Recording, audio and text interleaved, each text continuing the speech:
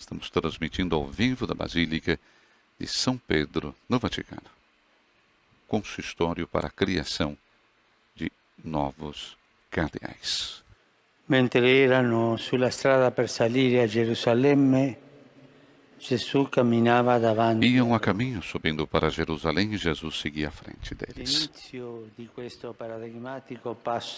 O início desta passagem paradigmática de Marcos sempre nos ajuda a ver como o Senhor cuida do seu povo com uma pedagogia incomparável. No caminho para Jerusalém, Jesus não se esquece de preceder os seus. Gerusalemme rappresenta l'ora delle grandi determinazioni e decisioni. Jerusalém representa a hora das grandes resoluções e decisões. Todos sabemos que na vida, os momentos importantes e cruciais deixam falar o coração e manifestam as intenções e as tensões que vivem em nós. Tais encruzilhadas da existência interpelam-nos e fazem surgir questões e desejos, nem sempre transparentes do coração humano. É o que nos mostra com grande simplicidade e realismo o texto do Evangelho que acabamos de ouvir. Em contraponto ao terceiro e mais duro anúncio da paixão, o evangelista não teme desvendar alguns segredos do coração dos discípulos.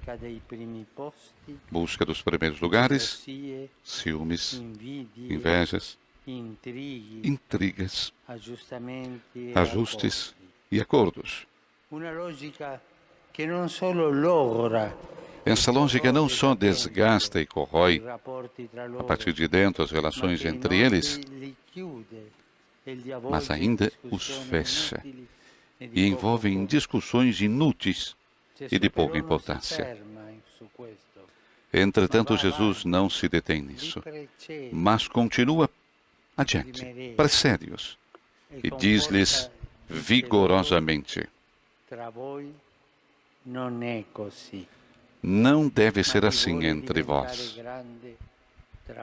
Quem quiser ser grande entre vós, faça-se vosso servo.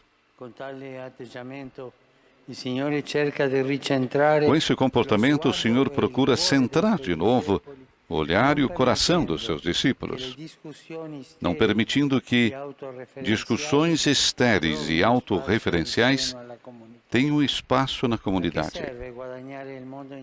Que adianta ganhar o mundo inteiro se se fica corroído por dentro? Que adianta ganhar o mundo inteiro se todos vivem prisioneiros de asfixiantes intrigas que secam e tornam estéril o coração e a missão?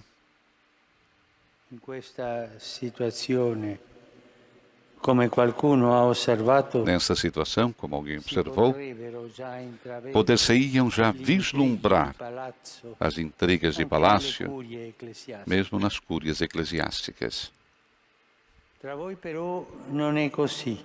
Não deve ser assim entre vós. É a resposta do Senhor que constitui primariamente um convite e uma aposta para recuperar o que há de melhor dos discípulos e, assim, não se deixarem arruinar e prender por lógicas mundanas que afastam o olhar daquilo que é importante. Não deve ser assim entre vós.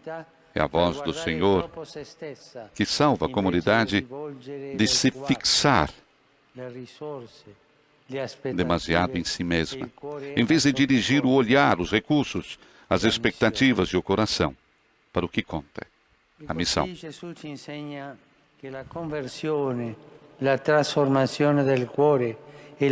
Desse modo, Jesus ensina-nos que a conversão, a transformação do coração e a reforma da Igreja são feitas e sempre devem ser em chave missionária, pois pressupõem que se deixe de olhar e cuidar dos interesses próprios para olhar e cuidar os interesses do Pai. A conversão dos nossos pecados dos nossos egoísmos, não é e nem será jamais um fim em si mesma, mas visa principalmente crescer em fidelidade e disponibilidade para abraçar a missão. E isso de tal maneira que na hora da verdade, especialmente nos momentos difíceis dos nossos irmãos, estejamos claramente dispostos e disponíveis para acompanhar e acolher a todos e cada um, e não nos transformemos em ótimos repelentes por termos vistas curtas, ou pior ainda, porque estamos pensando e discutindo entre nós quem será o mais importante. Quando nos esquecemos da missão, quando perdemos de vista o rosto concreto dos irmãos, a nossa vida fecha-se na busca dos próprios interesses e seguranças. E assim, começam a crescer o ressentimento, a tristeza e a aversão. Pouco a pouco, diminui o espaço para os outros, para a comunidade eclesial, para os pobres, para escutar a voz do Senhor. Deste modo, perde-se a alegria e o coração acaba na aridez.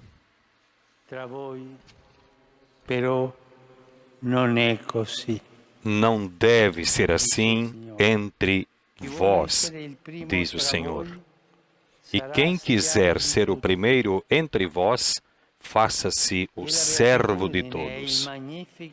É a bem-aventurança e o Magnificat que somos chamados a entoar todos os dias. É o convite que o Senhor nos faz, para não esquecermos que a autoridade na igreja cresce com esta capacidade de promover a dignidade do outro, ungir o outro, para curar as suas feridas e a sua esperança, tantas vezes ofendida. É lembrar que estamos aqui porque fomos enviados para anunciar a boa nova aos pobres, proclamar a libertação aos cativos e aos cegos a recuperação da vista, para mandar em liberdade os oprimidos, para proclamar um ano favorável da parte do Senhor. Amados irmãos cardeais e neocardeais, estamos nós na estrada para Jerusalém. O Senhor caminha à nossa frente para nos lembrar uma vez mais que a única autoridade crível é a que nasce de se colocar aos pés dos outros para servir a Cristo. É a que deriva de não esquecer que Jesus, antes de inclinar a cabeça na cruz, não teve medo de se inclinar diante dos discípulos e lavar-lhes os pés.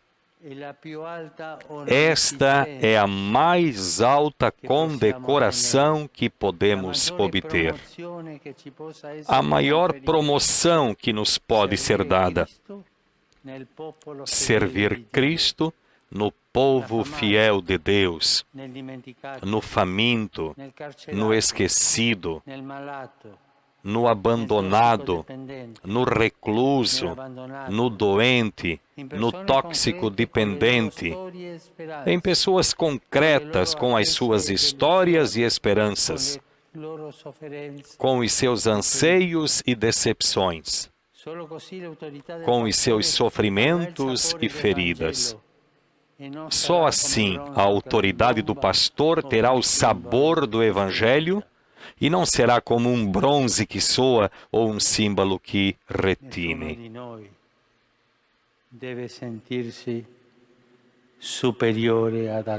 Nenhum de nós se deve sentir superior a outrem. Nenhum de nós deve olhar os outros de cima para baixo. Só podemos olhar assim uma pessoa quando a ajudamos a levantar-se. Vorrei ricordare con voi una parte del testamento spirituale di San Giovanni XXIII. Gostava de recordar convosco uma parte do testamento espiritual de São João 23, que já adiantado no caminho, pode dizer: nascido pobre, mas de gente honrada e humilde, sinto-me particularmente feliz por morrer pobre, tendo distribuído, segundo as várias exigências e circunstâncias da minha vida simples e modesta, ao serviço dos pobres e da Santa Igreja, que me alimentou tudo que me chegou às mãos, em medida, aliás, muito limitada, durante os anos do meu sacerdócio e do meu episcopado. Aparências de fartura encobriram muitas vezes espinhos ocultos de aflitiva pobreza que me impediram de dar sempre com toda a largueza que gostaria. Agradeço a Deus por esta graça da pobreza, de que fiz voto na minha juventude, pobreza de espírito, como Padre do Sagrado Coração, e pobreza real, e por me sustentar, para nunca pedir nada, nem lugares, nem dinheiro, nem favores, nunca, nem para mim, nem para os meus parentes ou amigos.